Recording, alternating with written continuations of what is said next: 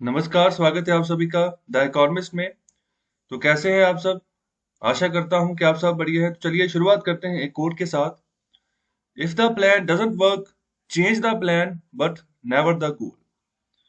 तो देखो, जब भी हम किसी गोल के लिए आगे बढ़ रहे होते हैं ना, तो कई बार ऐसा होता है कि एक सेम प्लान काम नहीं करता है। ओके, तो कुछ कुछ समय बाद जो है ना, हमें प्लान चेंज करना पड़ता है। जैसे हम मैं टाइम टेबल की बात कर लूं, तो आप किसी गोल के लिए प्रिपेयर कर रहे हैं ना, तो अगर आप सेम ही टाइम टेबल को अगर आप चाहो, सोचो कि मैं काफी लंबे समय तक उसको कंटिन्यू करूं, तो वो टफ हो जाता है। ओके, तो आपका पढ़ाई में ऐसा हो सकता है कि मन भी ना लगे, कई बार ऐसा हो जाता है। तो उसको आप चेंज करते रहो, तो उसको आप बदलते रहोगे ना, तो आपका आईक्यू जो है वो भी शार्प होता रहेगा। तो इस तरीके से हमें यहाँ पर अप्रोच लगानी है। लेकिन ये कभी नहीं करना कि अगर प्लान फेल हो गया तो हम अपना गोल ही छोड़ दें। गोल को नहीं छोड़ना है। जिस मुद्दे के ऊपर काम कर रहे हैं, मेहनत कर रहे हैं कि इसको हासिल करना है, उस मुद्दे को पीछे नहीं छोड़ना है। प्लान चेंज करो, उसको उसको ग्रैब करने की जो अपॉर्चुनिटीज है ना, उसको मिस नहीं करना। तो उसके लिए जो प्लान है ना, जो आपकी योजना है, उसको बदलते रहो, उसको इस तरीके से चेंज करो, क्योंकि हर बार जब आपकी योजना बनेगी ना, तो उसको उसमें आप कुछ ना कुछ नया डालोगे, कुछ ना कुछ नया सीखोगे। ओके, तो उस एक्सपीरियंस से ही आपको ना आगे बेनिफिट मिलेगा। तो कभी भी गोल नहीं बदलना है, सिर्फ प्लान बदलना है। तो लेक्चर शुरू करने से पहले एक लाइक और शेयर जरूर कर दें। और साथ ही साथ अगर आपको इस लेक्चर का पीडीएफ चाहिए, तो डिस्क्रिप्शन बॉक्स में टेलीग्राम चैनल का लिंक गिवन है, वहां पर जाइए, टेलीग्राम चैनल को ज्वाइन करें। तो वहां पर पीडीएफ जो है डेली बेसिस पे अवेलेबल होता है। तो चलिए अभी शुरुआत करते हैं एडिटोरियल नंबर 1 से। एंटी इनकम्बेंसी में पर स्टेट इलेक्शन सरप्राइजेस। देखो, अभी 5 राज्यों में इलेक्शन चल रहे हैं। तो इन 5 में से 4 राज्य हैं, फुल फ्लेज स्टेट्स हैं, और एक जो है यूटी है, जो पौंडीचेरी, वो यूटी है। तो अभी इसी के रिगार्डिंग जो है ऑथर इन इलेक्शंस के बारे में एंटी इनकम्बेंसी की बात कर रहे हैं। ओके, तो एंटी इनकम्बेंसी क्या होते हैं, पहले तो ये समझ लो। देखो, अगर आप नॉर्मल टीवी चैनल ओपन करोगे ना, तो वहां पर जब भी किसी राज्य में इलेक्शंस होंगे, तो वहां पर जब भी डिबेट होती है ना मीडिया चैनल्स पर, तो एक बात हमेशा दोहराई जाती है बार बार, कि एंटी इनकम्बेंसी। ओके, तो मतलब एंटी इनकम्बेंसी हो गई, तो जो सत्ता में जो पार्टी रूल कर रही है, तो वो हार सकती है दोबारा। जरूरी नहीं है कि दोबारा वो इलेक्शन जीत कर वापस सत्ता में आ जाए और अपनी पावर को कंटिन्यू करे। तो एंटी इनकम्बेंसी का मतलब है विरोधी लहर। ओके, तो देखो, जब भी कोई पार्टी, देखो, 5 साल सपोज करो कि अभी इलेक्शन हुए, तो अभी इलेक्शन हुई तो कोई पार्टी सत्ता में आ गई। सत्ता में आ गई तो आने वाले 5 सालों तक वो सत्ता में रहेगी। तो ऐसा होता है कि जब नई पार्टी कोई भी सत्ता में आती है ना, तो लोगों की बहुत बहुत सारी आशाएं जुड़ी होती है किसी भी नई पार्टी जो सत्ता में होती है, कि ये कुछ ना कुछ नया करेगी, कुछ सही काम करेगी। लेकिन जब जब समय बीतता है ना, तो कुछ यहाँ पर सेक्शंस लोगों का ऐसा होता है जो कि यहाँ पर पूरी तरीके से डिससेटिस्फाइड हो जाते हैं कि सही तरीके से काम ही नहीं किया सरकार ने। ओके, कुछ लोगों का यहाँ पर सेक्शन ऐसा होता है कि जहाँ पर अच्छी खासी जिनको फैसिलिटीज मिल जाती हैं। ओके, और कईयों कईयों को ऐसा, कईयों को मतलब कुछ नहीं मिलता। तो डिससेटिस्फेक्शन की भावना जो है ना, बड़े पैमाने पर फैलनी शुरू हो जाती है। तो वही जाकर जब अगले साल, अगली बार जो इलेक्शन होंगे ना 5 साल बाद, तो वही विरोधी लहर बन जाएगी उस सरकार के खिलाफ। ओके, तो अगर ये ज्यादा बन गई, बड़े पैमाने पर बन गई, तो फिर वो पार्टी दोबारा सत्ता में फिर नहीं आती। फिर जो नई पार्टी, जो नई यहाँ पर दूसरी पार्टी होगी, तो उसको लोग फिर चुन लेते हैं कि अगर अभी आप काम करोगे। ओके, तो इस तरीके से इसको बोलते हैं विरोधी लहर। ओके, तो ये हमेशा उसके खिलाफ होती है जो पार्टी सत्ता में होती है। ओके, जो जो तो नई पार्टी है, तो उसके लिए उसके खिलाफ ऐसी कोई एंटी इनकम्बेंसी नहीं है। तो वो तो सत्ता में थी ही नहीं पिछले 5 साल। तो वो तो पूरी तरीके से फ्रेश होगी ना, तो उसके लिए फिर लोग सोचते हैं कि चलो इसी को डालते हैं। ओके, तो इसको अभी नए तौर पर जो है ना आगे बढ़ाते हैं। तो इसके लिए यहाँ पर एंटी इनकम्बेंसी वर्ड यूज करते हैं। तो अभी बहुत सारे एनालिस्ट हैं जो कि यहाँ पर आर्टिकल्स वगैरह लिख रहे हैं। तो अभी अपना जो खुद का जो विचार है ना, उसको व्यक्त कर रहे हैं कि अभी जो करंट 5 स्टेट्स में जो इलेक्शन चल रहे हैं, तो कौन कौन से राज्य में चल रहे हैं। वेस्ट बंगाल में, तो वेस्ट बंगाल में टोटल 8 फेजेस में इलेक्शन हो रहे हैं। फिर तमिलनाडु में एक फेज में इलेक्शन होगा। केरला में भी एक फेज में इलेक्शन होगा। असम में 3 फेजेस में इलेक्शन होगा। और फिर है यूनियन टेरिटरी पुडुचेरी। ओके, तो पुडुचेरी में भी हाल ही में ही सरकार गिरी है कांग्रेस की। ओके, तो दो यहाँ पर जो एमएलए थे कांग्रेस के, वो मतलब उन्होंने रिजाइन दे दिया। और उस समय पौडीचेरी की जो गवर्नर थी, वो किरण बेदी थी। भारत की जो पहली आईपीएस ऑफिसर है किरण बेदी, तो उनको भी उनके पद से हटा दिया गया। तमिलनाडु की गवर्नर को एडिशनल गवर्नर लगाया गया पुडुचेरी की, और बाद में उनकी सरकार गिरा दी गई। तो अभी उसके बाद पौडीचेरी में भी इलेक्शन शुरू हो गए। तो अभी 6 अप्रैल को जो है ना 3 राज्यों में इलेक्शंस होंगे, तमिलनाडु, केरला और पुडुचेरी। ओके, तो वेस्ट बंगाल और असम में ज्यादा फेसेस में इलेक्शन है। तो अभी हो क्या रहा है कि प्रेडिक्शंस लग रही है पूरे भारत में कि किस कौन सी पार्टी आगे आएगी, कौन सी पार्टी जीतेगी। क्योंकि मेजरली हो सकता है कि कोई दो पार्टीज यहाँ पर काम कर रही हो किसी राज्य में, पर ज्यादातर ऐसा है कि मल्टी पार्टी सिस्टम है, तो मतलब बहुत सारी पार्टीज हो जाती हैं, तो ऐसे ही अलायंस बन के जो है सरकारें बनती हैं आगे। तो प्रेडिक्शन लगाना इतना आसान नहीं है ओके, किसी भी पार्टी के बारे में कि कौन सत्ता में आएगा। जैसे अभी बात करें ओपिनियन पोल्स की, तो ओपिनियन पोल क्या होते हैं? तो ओपिनियन पोल का मतलब होता है जैसे कि किसी की सलाह ली। ओके, कुछ यहाँ पर किसी सेक्शन, किसी सोसाइटी में गए पत्रकार और यहाँ पर सर्वे किया। सर्वे में हो सकता है कि 3,000 लोगों से बातचीत बातचीत कर ली हो, या फिर 1,000 लोगों से बातचीत कर ली हो, या 2,000 लोगों से बातचीत कर ली हो, तो उसी के बेस पर ये सर्वे बना लिया जाता है। और वहीं से यहाँ पर एस्टिमेशन लगाया जाता है कि किस पार्टी के फेवर में ज्यादा वोटर्स ने बात कही है, तो उसी को कह दिया जाता है कि ये पार्टी को यहाँ पर वो सत्ता में आ सकती है।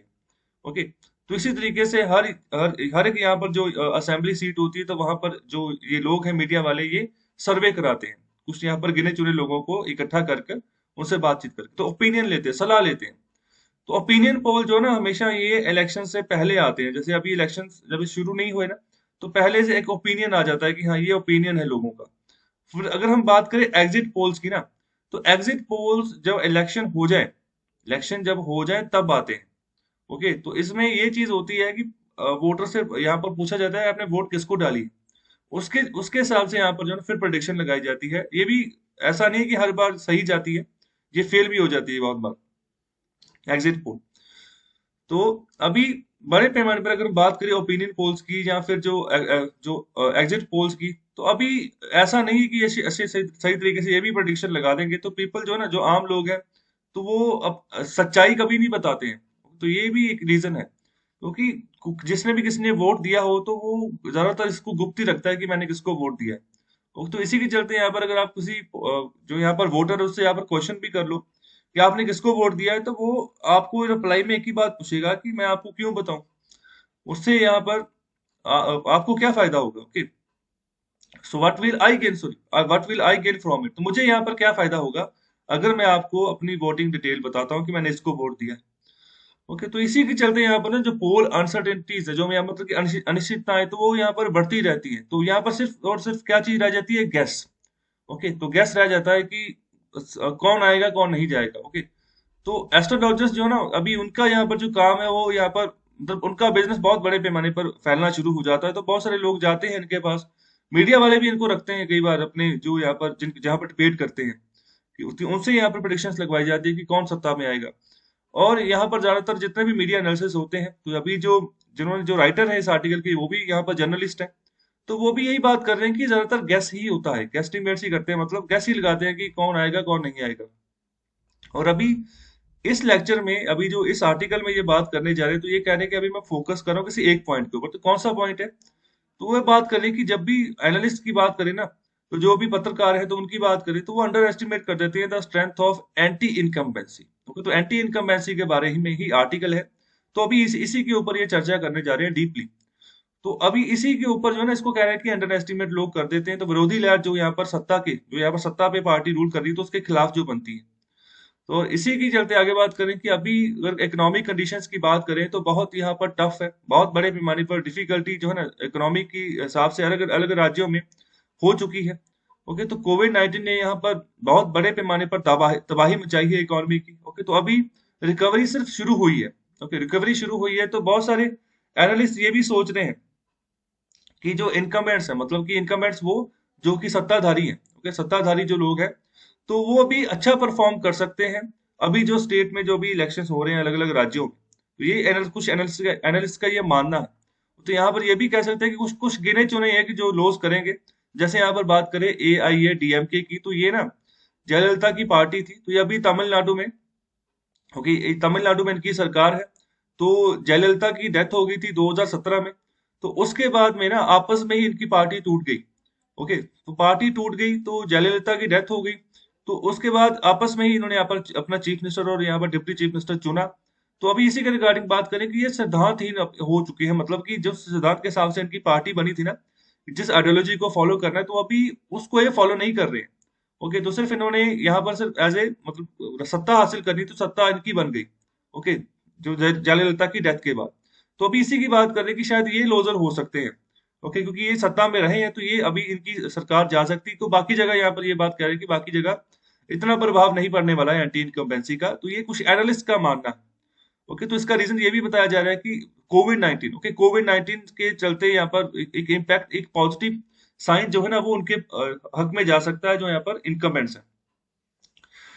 और इसी के चलते अगर हम बात करें, अगर हम खंडन करें एंटी इनकम्बेंसी थ्योरी का, ओके, तो यहाँ पर मतलब कहें कि एंटी इनकम्बेंसी थ्योरी तो यहाँ पर काम ही नहीं करती। ओके, तो यहाँ पर बात कर रहे हैं, जोर दे रहे हैं नरेंद्र मोदी की यहाँ पर ना री इलेक्शन की, कि मतलब कि अब ये भी सत्ता में रहे हैं, 2014 से इनकी सरकार थी, और 2019 में जब इलेक्शन हुए, री इलेक्शन में दोबारा से ये चुनकर आए 2019 में, और भी ज्यादा सीट्स के साथ। तो 303 सीट्स इनकी आई थी 2019 के इलेक्शन में, और 2014 के इलेक्शन में 282 सीट थी, 282 सीट्स थी। ओके, तो दोनों बार बीजेपी अपने दम पर इनका बहुमत था।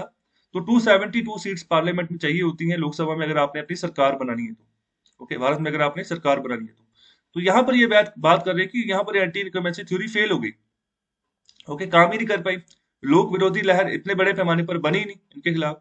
और इसी के चलते नीतीश कुमार की भी बात कर रहे हैं कि वो भी 2020 में जब इलेक्शन हुए हैं, तो देखो 2020 में इतने बड़े पैमाने पर माइग्रेंट वर्कर्स यूपी बिहार को लौटे। ओके, कोई पैदल गया, कोई साइकिल पे गया, तो फिर भी तो ये देखो बीजेपी सबसे बड़ी पार्टी बनकर आई, और नीतीश कुमार जो है ना, उनकी पार्टी की अब बेशक सीट्स कम होगी, लेकिन अभी भी जो ऑफिस है चीफ मिनिस्टर का, वहां पर वही बैठते हैं नीतीश कुमार। ओके, 2020 में भी दोबारा से वो यहाँ पर री इलेक्ट होके आ गए, तो अभी ये तीसरी चौथी बार जीते हैं अभी वो। ओके, तो लगातार मतलब यहाँ पर भी एंटी इनकमेंसी थ्योरी फेल होगी।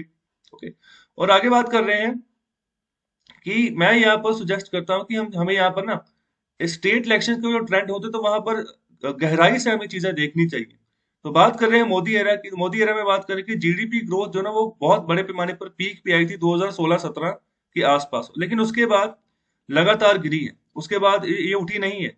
ओके, तो इससे ही यहाँ पर ना ये जो एंटी इनकम्बेंसी स्टेट इलेक्शंस में होते हैं ना, तो यहाँ पर उसको यहाँ पर एक तरीके से वो प्रेरित हो जाती है, कि मतलब हम कह सकते हैं ना कि कोई चीज किसी को उकसाती है। मुझे जब जीडीपी गिरी, तो उसी से यहाँ पर ना एंटी इनकम्बेंसी जो है वो उसको यहाँ पर उकसाया गया जीडीपी गिरने से, तो जो खास तौर पे स्टेट इलेक्शंस में इसका प्रभाव देखने को मिला। ओके, मतलब जो भी अपने ऑफिस में जो भी उस समय सरकार जिसकी थी, तो मतलब जो भी कोई सत्ता में था ना, तो अभी उसके ऊपर इम्पैक्ट पड़ा एंटी इनकम्बेंसी का, क्योंकि जीडीपी गिर गई। क्योंकि पूरे देश की जीडीपी गिरती है, तो उसका भी इम्पैक्ट स्टेट इलेक्शंस पे पड़ता है। और यहाँ पर 25 स्टेट इलेक्शंस की बात कर रहे हैं कि अभी 4 साल में, अगर 2017 से हम शुरू करें, तो 25 स्टेट्स में इलेक्शन हुए। ओके, तो वहां पर सिर्फ दो ही केसेस ऐसे देखने को मिले जहां पर रूलिंग पार्टी ने अपनी सीट्स को इम्प्रूव किया, नंबर ऑफ सीट्स को इम्प्रूव किया। कहने का मतलब कि पिछली बार अगर कम थी ना, तो अगली बार थोड़ा ज्यादा ही सीट जीत कर आए हैं वो। सिर्फ दो केस ऐसे निकल कर आए। और ज्यादातर जितने भी यहाँ पर इनकम्बेंट्स थे, कि जिनकी सत्ता थी, तो वो यहाँ पर उनकी सीट्स चली गई, या तो फिर सरकार भी चली गई, और या फिर सिर्फ सीट्स कम हुई हैं, तो जिन जगह कॉलिशन से, अगर कॉलिशन के साथ सरकार थी, तो यहाँ पर वो ऑफिस को रिटेन करके, जैसे नीतीश कुमार की ना, तो अपनी अपनी पार्टी की सीट सबसे कम है इनकी। ओके, फिर भी ये जो है चीफ मिनिस्टर, जिनकी जो पार्टी है वो सत्ता में है।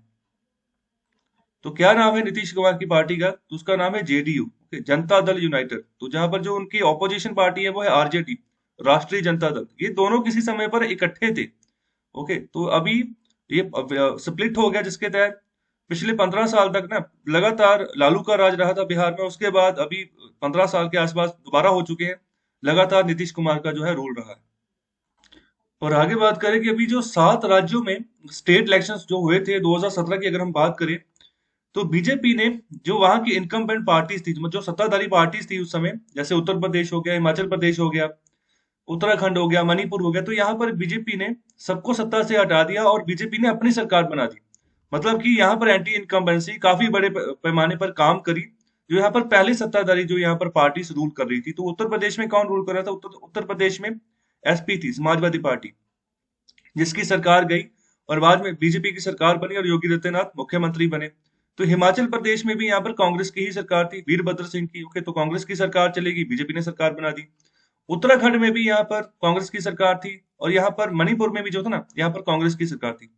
तो आगे बात कर रहे हैं जो बीजेपी ना, बीजेपी की अगर बात करें, तो वो भी यहाँ पर एक इनकम्बेंट बन गए। कहाँ पर? पंजाब में। तो इनका अलायंस है अकाली दल और बीजेपी पंजाब में, तो वहां पर ये हार गए। ओके, तो इनकम्बेंसी इनके खिलाफ भी काम कर गई।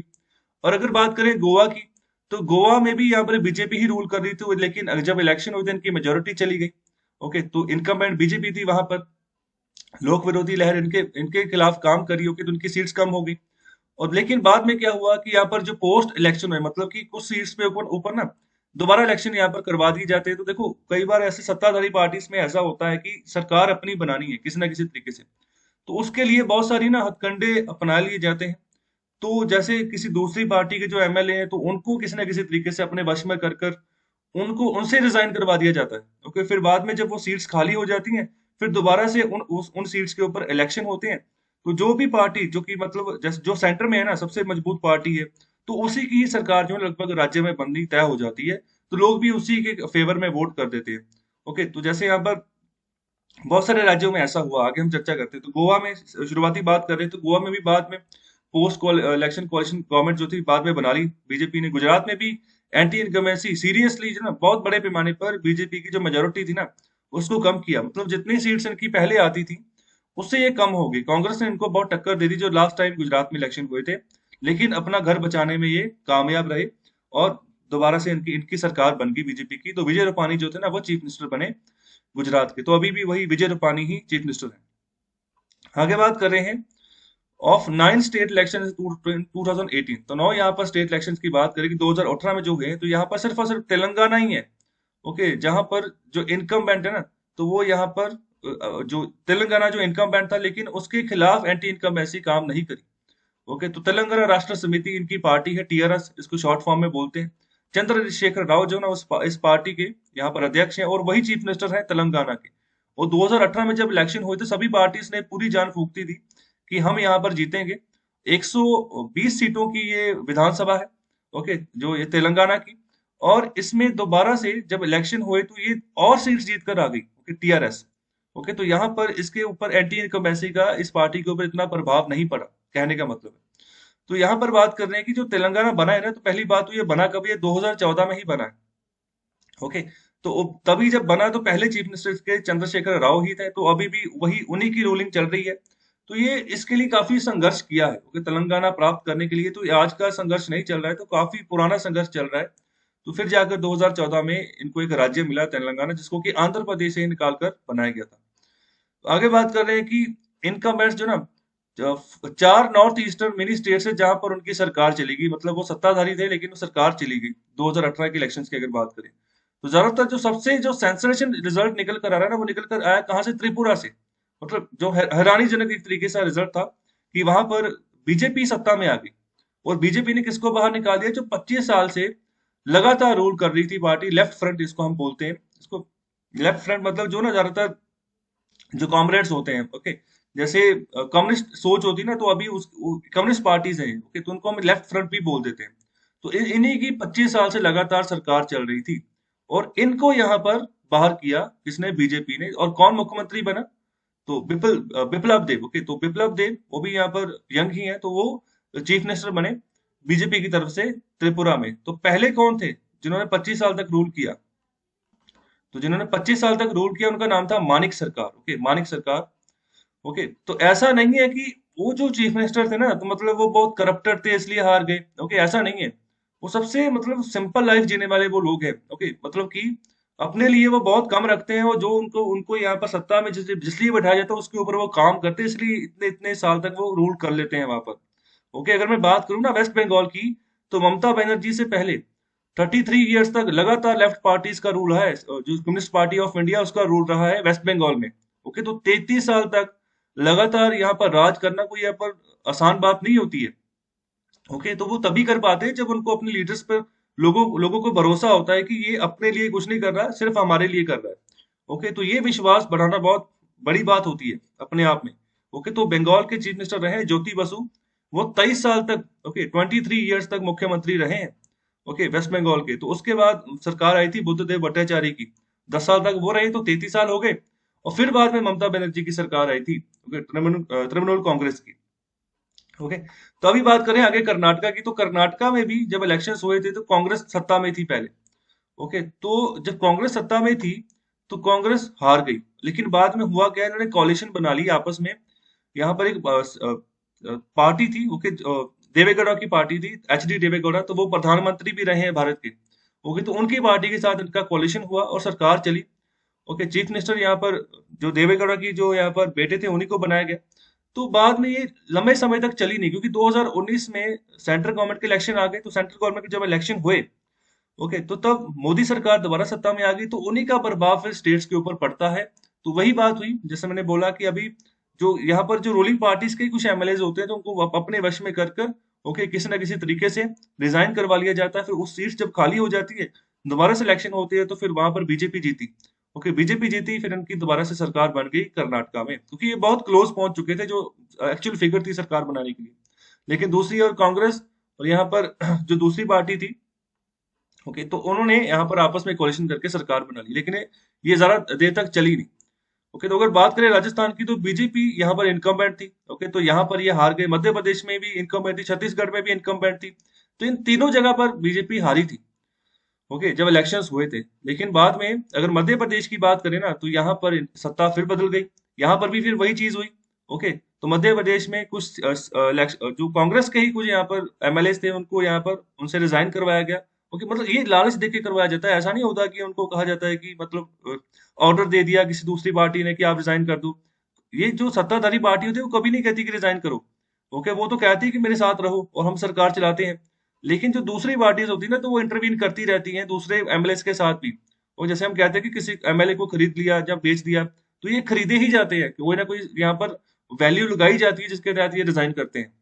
फिर बाद में जब सीट्स खाली होती है, फिर इलेक्शन होते हैं, दोबारा से फिर सरकार बन गई मध्य प्रदेश की। तो ये पूरा का पूरा सिनेरियो चला है। ओके, तो यहाँ पर एंटी इनकमेंसी की अगर बात करें, तो उसने काम किया राजस्थान में, मध्य प्रदेश में और छत्तीसगढ़ में बीजेपी के खिलाफ। और अगले साल की बात करें, 2019 में, जब यहाँ पर मोदी दोबारा वापस आते हैं ऑफिस में, तो यहाँ पर उनकी मेजोरिटी बढ़ जाती है लोकसभा इलेक्शन में। और यहाँ पर एंटी इनकमेंट जो ट्रेंड होता है, उसको पूरी तरह से वो तोड़ देते हैं, मतलब उनके खिलाफ वो काम ही नहीं करता।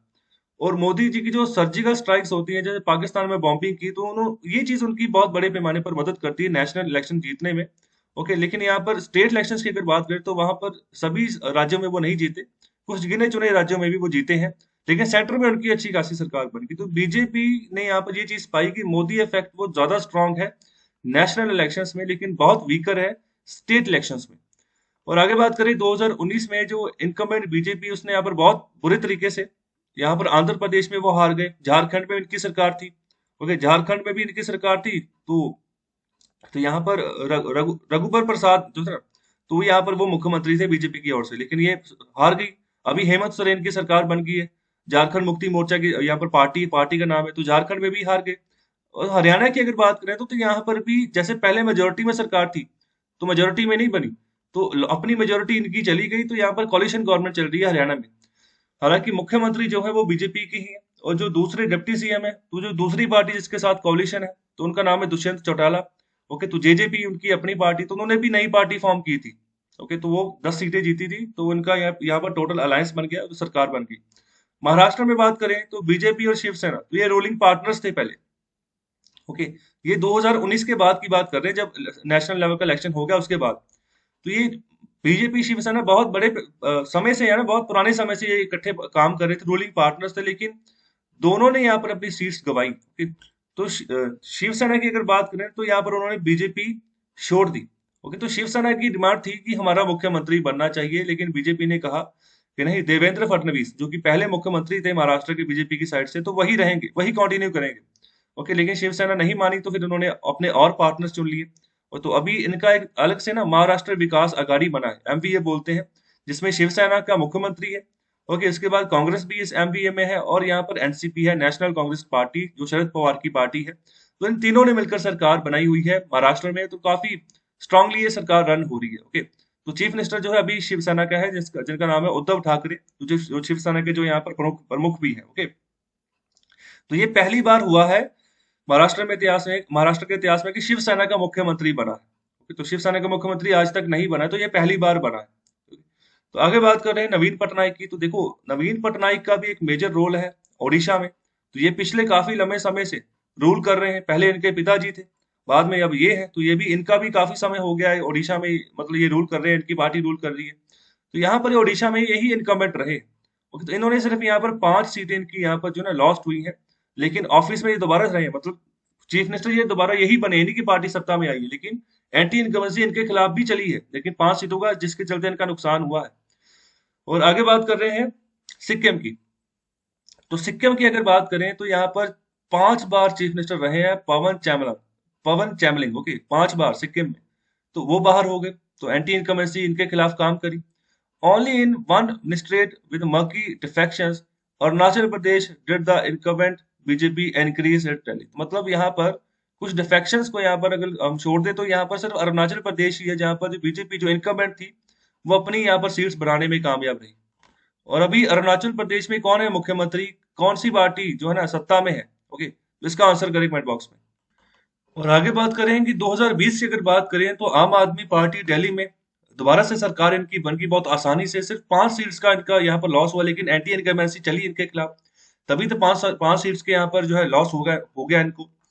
बिहार में बात करें नीतीश कुमार, उन्होंने यहाँ पर पहली बार जब यहाँ पर 2015 में जब इलेक्शन लड़ा था ना, तो तभी जॉइंटली इलेक्शन इनका हुआ था। आरजेडी जो थी वो भी इनके साथ थी, कांग्रेस जो थी वो भी इनके साथ थी, तो उन्होंने बीजेपी का पल्ला उस समय छोड़ दिया था। ओके, तो क्योंकि बीजेपी की तरफ से प्रधानमंत्री नरेंद्र मोदी जी को प्रोजेक्ट किया गया था, ओके, कि वो प्रधानमंत्री होंगे, तो जिसके चलते उन्होंने तभी ये अलायंस तोड़ दिया था। ओके, और बाद में ये 3 पार्टी से इकट्ठी होकर इन्होंने इलेक्शन लड़ा था, तो इनकी सरकार बन गई। लेकिन बाद में थोड़ी देर बाद में क्या हुआ कि नीतीश कुमार की जब सरकार बनी तो 1 साल बाद ही एलिगेशन लगनी शुरू हो गई, जो आरजेडी के जो डिप्टी सीएम थे, ओके, तेजस्वी यादव, जो लालू यादव के बेटे हैं, तो उसके बाद इन्होंने उनका साथ छोड़कर दोबारा बीजेपी को ज्वाइन किया था। तो अभी फिर दोबारा से इनका कोalition चला। फिर 2020 की बात कर रहे हैं। He had a different partner, the BJP, and scrapped through with the for fewer seats than in his 2015 combination did. This cannot be called pro incumbency. तो यहाँ पर वही मैं सिनेरियो आपको बता रहा हूँ कि 2020 में फिर पार्टनर अलग हो गए, बीजेपी होगी, तो पहले पार्टनर 2015 में और थे। लेकिन यहाँ पर एंटी इनकम्बेंसी बहुत बड़े पैमाने पर सीट्स का नुकसान यहाँ पर देखने को मिला। जो जेडीयू है, ओके, जो नीतीश कुमार जो है, तो उनकी पार्टी को 33 के आसपास सीट्स इनकी रही, ओके, 2020 के इलेक्शन में। तो यहाँ पर सिर्फ और सिर्फ यहाँ पर जो सबसे बड़ी पार्टी जो निकल कर आई थी तो वो बीजेपी थी। ओके, उसके बाद जो लालू यादव की पार्टी थी, तो तीसरे नंबर पर यहाँ पर जेडीयू थी, लेकिन फिर भी मुख्यमंत्री उन्हीं का है। तो ओवरऑल यहाँ पर बात करें कि यहाँ पर इसको हम प्रो इनकम्बेंसी नहीं कह सकते, तो ये भी एंटी इनकम्बेंसी ही जब थी, मतलब कि जब कम सीट्स हो गई, ओके, 2015 के मुकाबले। आगे अगर अभी सम कर रहे हैं कि अगर ओवरऑल पूरा का पूरा सिनेरियो हम देखें तो सम करें तो एंटी इनकम्बेंसी जो है ना, तो वो बहुत बड़े पैमाने पर चली है, एक तरह से एक हथियार के रूप में चली है, जो भी यहाँ पर पार्टी सत्ता में थी उसके खिलाफ। तो उसमें ये नहीं देखा गया कि कौन सी पार्टी सत्ता में है, चाहे बीजेपी है, चाहे बीएसपी है, चाहे एसपी है, चाहे जेडीयू है, चाहे कोई भी पार्टी है, तो एंटी इनकम्बेंसी चली ही चली है, क्योंकि नुकसान सीटों का हुआ ही हुआ है पार्टीज को। तो इसी के चलते यहाँ पर बात करें कि ये कुछ या ऐसी बातें हैं जो जैसे इकोनॉमिक ग्रोथ हमारी 2016-17 से लेकर 19-20 के बीच में काफी कम हो गई, आधी हो गई। तो इसका इम्पैक्ट जो था वो देखने को मिला, जिसके चलते यहाँ पर एंटी इनकमेंसी बहुत बड़े पैमाने पर राज्यों में भी असर करती है। ओके, तो यहाँ पर 1990s की बात करें तो जब इकोनॉमिक ग्रोथ तो बहुत बड़े पैमाने पर ये अनइवन थी। उस समय तो ऐसी सिचुएशन थी कि फाइनेंशियल इमरजेंसी ना लग जाए। ओके, ऐसी सिचुएशन थी कि सिर्फ और सिर्फ 2 हफ्तों का फॉरेन रिजर्व में पैसा बचा था कि हम इंपोर्ट कर सकते हैं सिर्फ 2 हफ्तों का तेल। ओके, तो ऐसी तो सिचुएशन थी। तो उस समय 3 क्वार्टर्स बात करें, 3 क्वार्टर्स ऑफ इनकम जिनकी में सत्ता थी, तो वो इलेक्शन हार गए थे उस समय। और जब यहाँ पर इकोनॉमिक बूम आया 2000 में, तो उस समय 3 क्वार्टर जो इनकम्बेंट्स थे वो सत्ता में रहे, तो उनके खिलाफ एंटी इनकमेंसी बड़े पैमाने पर काम नहीं करी, वो दोबारा से सत्ता में आ गई, जिनकी सरकार थी दोबारा से सरकार बन गई उनकी। फिर नई ब्रीड जो है ना चीफ मिनिस्टर की, खासतौर पे जो बैकवर्ड स्टेट्स हैं, तो वहां पर एक नई ब्रीड निकल कर आई, एक नई इमेज जो उनकी निकल कर आई कि अच्छी खासी तरीके से उन्होंने यहाँ पर इकोनॉमिक ग्रोथ के ऊपर फोकस किया है। फिर बाद में ग्रोथ दोबारा स्लो हुई 2010 में, और फिर एंटी इनकमेंसी दोबारा से उछलनी शुरू हो गई। तो ये चीजें चलती रहती हैं। ओके, तो इसी के चलते अभी आखिर में बात करें कि अभी कोई स्पेस नहीं है कि जब हम बात करें कि डिटेल में डिस्कशन हम कर सकें अभी जिन जिन राज्यों में इलेक्शंस हो रहे हैं, ओके, या फिर होने जा रहे हैं वहां पर कि कौन सत्ता में आएगा। ओके, तो अगर वेस्ट बंगाल की बात करें तो ओपिनियन पोल जो आए हैं वो मिक्स आए हैं। तो कोई कुछ बात कर रहा है, कोई किसी को मेजोरिटी दे रहा है, कोई किसी को मेजोरिटी दे रहा है, तो अभी मिक्स रिस्पॉन्स है वहां का। तो बहुत साइड्स अभी चांसेस है कि कोई भी जीत सकता है, बीजेपी भी जीत सकती है और ट्रिब्यूनल कांग्रेस भी जीत सकती है। लेकिन अगर हम बात करें ना तृणमूल कांग्रेस की, कि जो यहाँ पर ममता बनर्जी की पार्टी है, जिसको शॉर्ट फॉर्म में टीएमसी बोलते हैं, अगर ये अपनी मेजोरिटी कम होती है, इनकी मेजोरिटी लॉस होती है, तो एंटी इनकम ऐसे अगर इनके खिलाफ काम करती है, तो हो सकता है कि ये बाहर से सपोर्ट ले लें जो और पार्टीज की, तो उनके साथ मिलकर ये सत्ता अपनी जो है चालू रखें। तो हंग असेंबली शब्द हम तब इस्तेमाल करते हैं जब कोई 3-4 पार्टीज इलेक्शन लड़ रही हैं और उन्हीं 3-4 पार्टीज को ना सीट्स बराबर बट गई हैं। ओके, तो अभी अगर सरकार बनानी है तो किन्हीं दो पार्टीज को इकट्ठे कोalition बनाना होगा। ओके, तो फिर सरकार नहीं बन पाएगी, तो ऐसी असेंबली को हम हंग असेंबली बोलते हैं। तो झारखंड में बहुत पिछले काफी समय से ऐसा होता रहा है। ओके, तो अभी चलो अभी सही होना शुरू हो गया। बीजेपी की लास्ट टाइम 5 साल सरकार रही तो मेजोरिटी में थी। अभी हेमंत सोरेन की सरकार बनी है तो वो भी मेजोरिटी में बनी है। ओके, तो हंग असेंबली यहाँ पर वेस्ट बंगाल में बनने के चांसेस है। तो अगर ऐसा होता है तो बाहर से आउटसाइड सपोर्ट जो है वो ले सकती है ममता बनर्जी। तो आउटसाइड सपोर्ट भी किनकी लेंगी? तो जो पहले सत्ता में रहे हैं, तो पहले सत्ता में कौन रही? Left parties. तो हो सकता है कि उनकी सपोर्ट ले जाए। अगर कांग्रेस की कुछ सीट्स आती है तो हो सकता है कि उनकी सपोर्ट ले। तो अभी तृणमूल कांग्रेस अपने अकेले दम पर इलेक्शन लड़ रही है, तो अपने अकेले दम पर ही इनकी सरकार थी पिछले 10 साल तक। और ओपिनियन पोल्स ये भी सुजेस्ट कर रहे हैं कि बीजेपी जो है री इलेक्ट हो सकती है असम में, लेकिन यहाँ पर एंटी इनकम्बेंसी जो है ना वो हो सकती है। तो यहाँ पर एक तरीके का सरप्राइज जो है ना वो देखने को मिल सकता है। कहने का मतलब सीट्स कम हो सकती हैं बीजेपी की। और अगर बात करें केरला की, तो यहाँ पर भी जो पावर रही है, सत्ता रही है पिछले लंबे समय तक, वो दो ही ग्रुप के बीच में बटी रही है। कभी लेफ्ट फ्रंट जो यहाँ पर सीपीआई है वो यहाँ पर सत्ता बना लेती है, कभी कांग्रेस सत्ता बना लेती है केरला में। ओके, तो अभी जो लोकसभा के 2019 में इलेक्शन हुए थे ना, तो दो जगह से राहुल गांधी ने इलेक्शन लड़ा था। तो एक था उनका अमेठी, मतलब जो जो कि उनकी एक पुश्तैनी सीट थी, कि मतलब वहां से वो इलेक्शन लड़ते थे। लेकिन अमेठी में वो हार गए, स्मृति ईरानी ने उनको हरा दिया इस बार। और इसीलिए इन्होंने दो जगह से इलेक्शन लड़ा था पहली बार। तो ये दूसरी जगह जो थी ना वो केरला के वायनाड थी। तो क्यों? क्योंकि इनका केरला में अच्छा खासा होल्ड है कांग्रेस पार्टी का। और आगे बात करें कि ओपिनियन पोल ये भी सुजेस्ट कर रहे हैं कि जो इनकम्बेंट जो लेफ्ट फ्रंट है वो कुछ सीट्स अपनी केरला में गवा सकता है। लेकिन हो सकता है कि दोबारा से सत्ता जो है ना उसी सीपीआई पार्टी की बन जाए केरला में, कांग्रेस सत्ता में ना आए केरला में। ओके, तो ये भी यहाँ पर सरप्राइज जो है ना हो सकता है आने वाले समय में।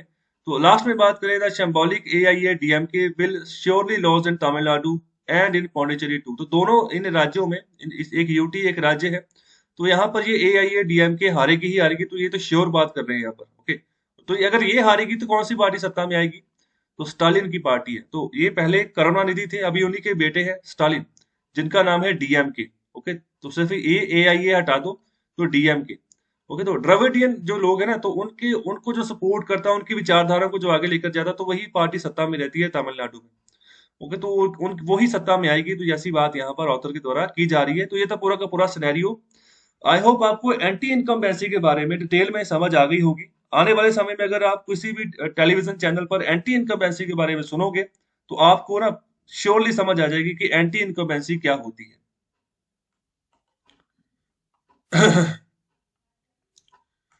तो चलिए अभी बात करते हैं आज के इकोनॉमिक कंसेप्ट के बारे में। तो आज का जो टॉपिक है वो है चाइनीज वॉल। तो इकोनॉमी में जो चाइनीज वॉल हम टर्म यूज करते हैं तो उसका क्या मतलब है? तो यहाँ पर इसका मतलब है कि यहाँ पर जो अलग अलग एक्टिविटीज होती हैं किसी भी फाइनेंशियल इंस्टीट्यूशन के द्वारा, तो यहाँ पर फाइनेंशियल इंस्टीट्यूशन की बात कर रहे हैं, तो उनको अलग अलग करना। तो कौन कौन सी एक्टिविटीज? जैसे यहाँ पर जॉबिंग हो गया। जॉबिंग कहने का मतलब यहाँ पर ये जॉब के रिलेटेड ही ये टर्म यूज करते हैं, लेकिन ये परमानेंट बेसिस पे ये जॉब नहीं होती है। ये ओकेशनल वर्क, मतलब कि जो काम निकला तो उस समय यहाँ पर वो काम किसी को दे दिया गया कि आप जो है इसके ऊपर काम कीजिए। ओके, तो ये स्टॉक मार्केट के हिसाब से हम यहाँ पर बात कर रहे हैं कि जो भी व्यापारी व्यापार कर रहा है, ट्रेड कर रहा है स्टॉक मार्केट में, और उस तरीके से उसको जिस तरीके की भी यहाँ पर लोगों की जरूरत है, कॉन्ट्रेक्चुअल बेसिस पे उसको रख लिया और यहाँ पर काम करना शुरू कर दिया। ओके, तो मतलब ये इसका मतलब यही है कि जो फाइनेंशियल इंस्टीट्यूशन है ना, तो वो सही तरीके से प्रोटेक्ट करके चले जो उनके यहाँ पर क्लाइंट्स हैं। ओके, तो उनको उनका नुकसान ना हो।